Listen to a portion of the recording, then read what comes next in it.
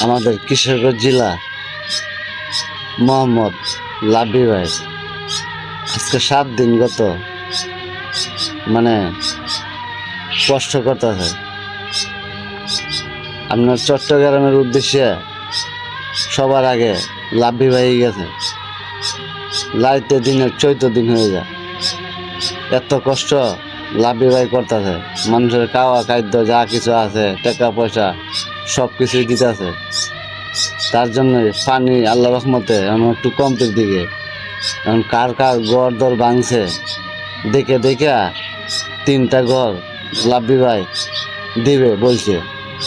আর সারা দেশবাসী যে পারেন যার যার ঘর দর ভাঙছে সকলেই, যার সমর্থন আছে একটা করে সকলেই লাব্বি ভাইয়ের মতো ঘর করে দিয়া তারা সুখে শান্তিতে অবশ্য থাকতে পারবো, কাজ কাম করে খাইতে পারবো।